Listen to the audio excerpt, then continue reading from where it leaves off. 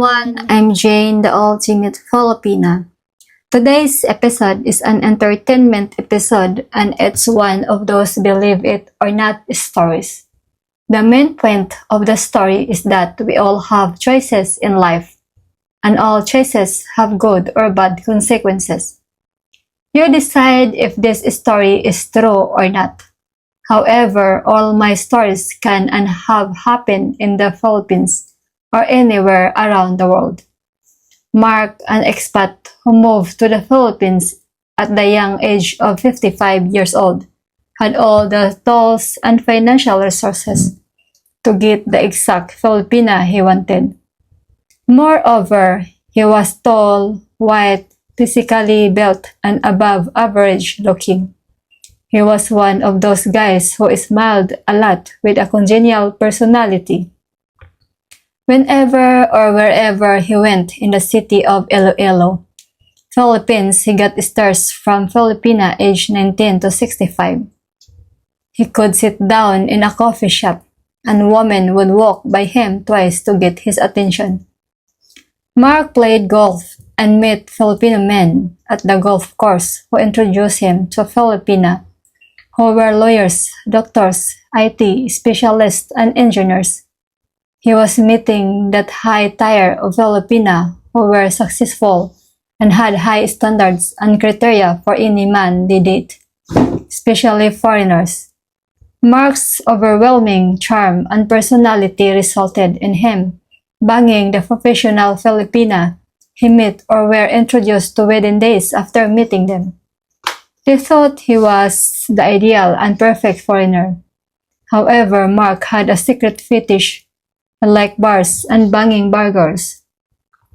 Bar girls brought out the animal in Mark and he had a favorite bar, and bar girl named Leonora, who left him in total bliss after banging him all night.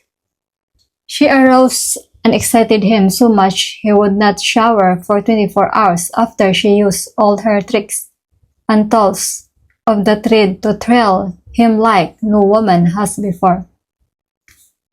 To make a long story short, Mark had many choices of Filipina to marry at any age and profession he wanted.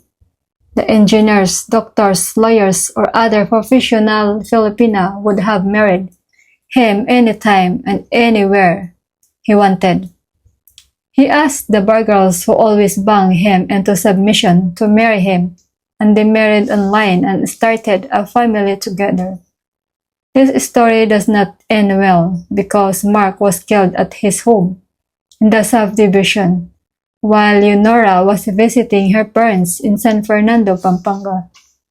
It turns out Leonora was married and had kids in San Fernando, and her husband found out about the infidelity. The true cause of his death was never discovered, but prior to his death, he had built Leonora a home and a boarding house for future income.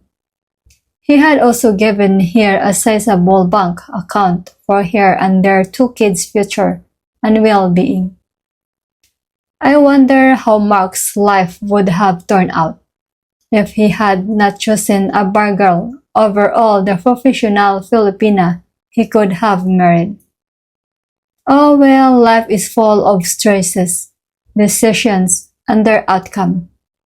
Poor Mark chose fatal consequences and a dead outcome.